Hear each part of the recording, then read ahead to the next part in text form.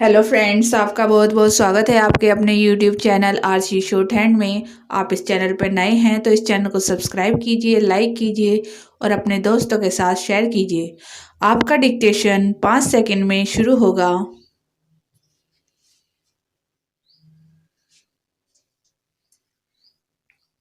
Ready start. महोदय, मुझे इस संबंध में एक बात और कहनी है। वह यह है कि मुझे मुख्य आयुक्त के भाषण के अनुसार यह आशा थी कि सरकार मजदूरों की उन्नति के लिए, उत्थान के लिए, उद्योगों के विकास के लिए और गांवों की स्थिति सुधारने के लिए तकनीकी प्रशिक्षण देने का काम करेगी। लेकिन ऐसा ज्ञात होता है कि आर्थिक शक्ति सीमित होने के कारण इस ओर कार्यवाही करने की संभावना नहीं रही। फिर भी मुझे आशा ही नहीं अपितु पूर्ण विश्वास है कि भविष्य में हमारा मंत्रिमंडल इस ओर अवश्य अविलंब ध्यान देगा। इसी प्रकार से ग्रामीणों की अवस्था सुधारने के लिए सरकार घरेलू उद्योग धंधों को भी बढ़ाएगी, जो अभी तक नहीं के बराबर हैं। भारत की दृष्टि से कुटीर उद्योग बड़े उद्योगों की अपेक्षा अधिक लाभदायक है। पहली बात तो यह है कि भारत एक गरीब देश है और उसके पास इतना पैसा नहीं है कि वह बड़े उद्योगों के लिए पर्याप्त संख्या में बड़ी बड़ी मशीनें मंगवा सके।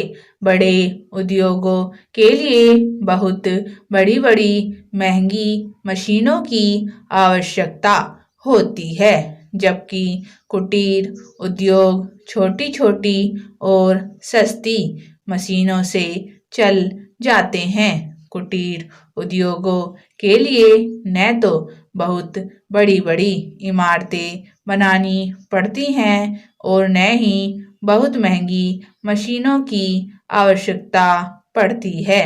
अतः ये उद्योग छोटे छोटे गांवों में भी प्रारंभ किए जा सकते हैं।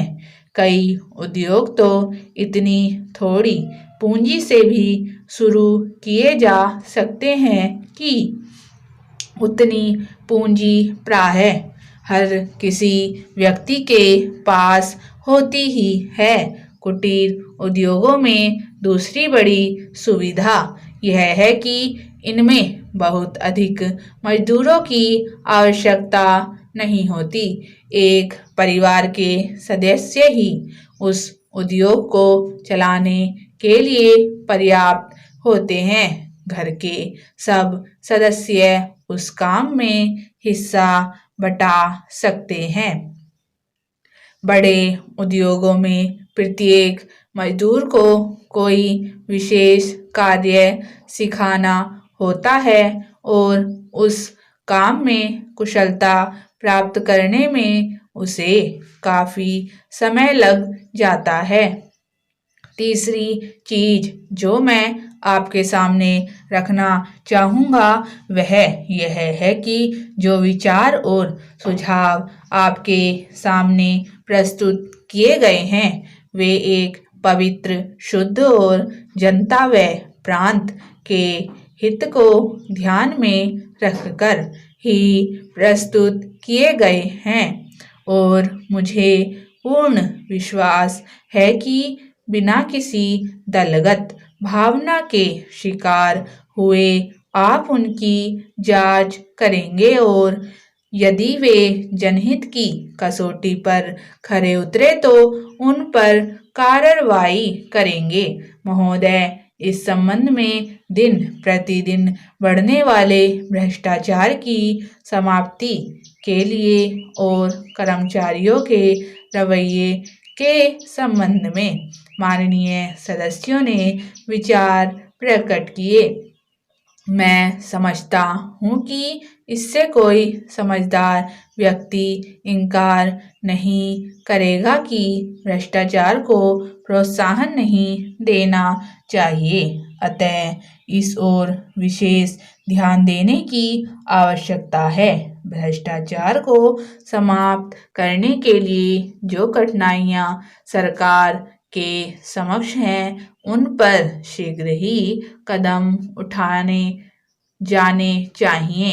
यदि सख्ती भी बरतनी पड़े तो चिंता नहीं, हमें ऐसे कदम उठाने ही हैं।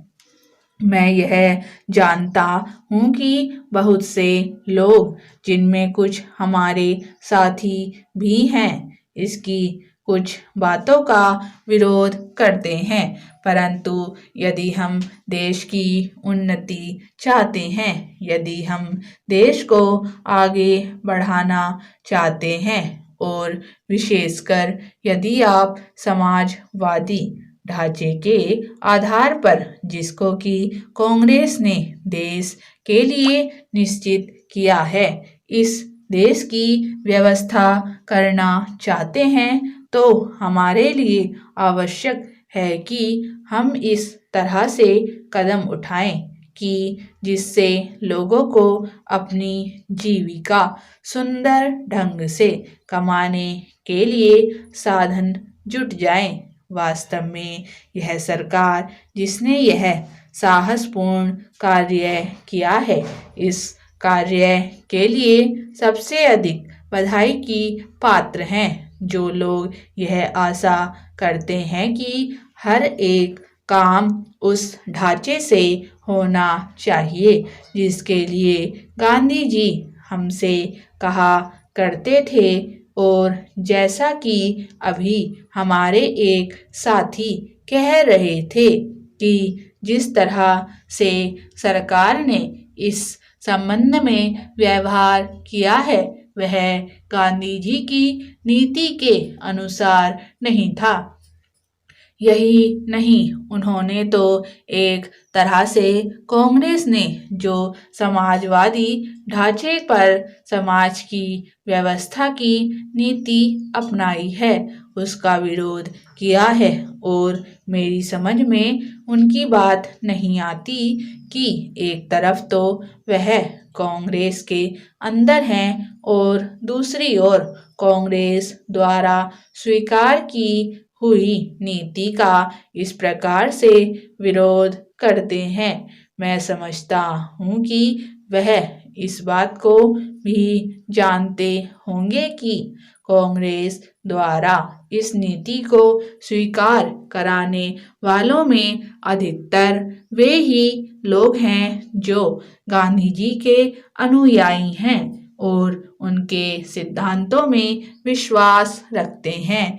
ऐसी स्थिति में उनकी वह बात समझ में नहीं आती कि आज सरकार प्रजातंत्र और गांधी जी के बताए हुए नियमों के अनुसार आचरण क्यों नहीं कर रही हैं।